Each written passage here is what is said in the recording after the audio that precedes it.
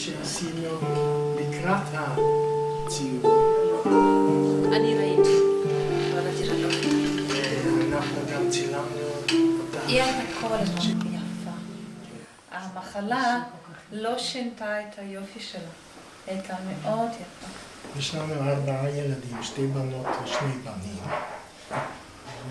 וכולם היו פה בזמן האחרון, רוב הזמן. 2 הבנות כל הזמן, והבנים באו והיו הרבה מהזמן גם פה. והם לא מהסביבה, הם גרים רחוק? יונתן שעכשיו נסע, הוא גר בקרקור. כן. והבן היותר צעיר בקיסריה. והבת הצעירה בירושלים. אתה יכול לספר לי איך העמותה נכנסה בכלל לתמונה ומה הייתה התרומה שלה? כששנה ידעה שהיא לא תבריא, ואני הבטחתי לה לא לשלוח אותה שוב לבית חולים. לקח לה איזה שבועיים להסכים לתת לצוות של ההוספיס לבוא, מפני שהיא אמרה, אני עוד לא החלטתי שאני טרמינלית. אבל היא ידעה שהיא טרמינלית, רק היא לא רצתה להשלים עם זה. הרבה זמן היא ביקשה ממני, כשהיא תגיע לשלב שהיא לא יכולה לטפל בעצמה, לעזור לה לקצר את התהליך. ואני תמיד אמרתי, אני לא יכול לעזור לה לקצר לך את החיים, אם אני לא 100% בטוח שאת באמת נכונה. וגם צריך לציין ששינה היא גם הייתה רופאה לאורך כל החיים. והרופאים, אנחנו יודעים שזה מטופלים מאוד מאוד קשים. כן. בגלל זה היו חששות בשני הצדדים. אבל אנחנו ראינו שעד כמה זה היה מוצלח גם מבחינתי וגם מבחינת השינה. אני לא הייתי מאמין שאתם תצליחו להשתלט כמעט באופן מוחלט על הסימפטומים. כאבים כמעט לא היו לה, והקאות ושלשולים היו, וזה היה די קשה, עד שאנחנו עלינו מינון סנדוסטטין. סנדוסטטין, שזה גם תרופה שאני אף פעם בתור רופא לא הכרתי. היה לה סתימת מעיים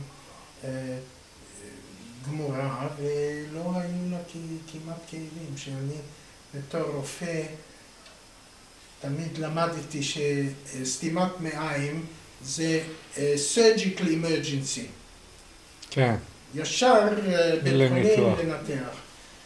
אבל אני ידעתי שהניתוח לא יכול... לא יפתור את זה. אז ידעתי שהיא צריכה לסבול, ובאמת סבלה מינימום בסוף. וזה רק תודה לצוות שלכם. ראינו במהלך התקדמות המחלה גם התקדמות שלה, איך היא הייתה מגיעה ממקום שבו היא נמצאה אז, עד שהיא הגיעה, בסופו של דבר היא הגיעה לשלווה בסוף. והיא אמרה הפעם, This is the most luxurious deathbed. אדירה, את כשבאת, את ניגנת או שלא? כן, ניגנתי. אבל באמת אני חושבת ששינה מאוד, אתה היית צריך לראות אותה. אישה עם הדרת פנים, יפהפייה, ובאמת היא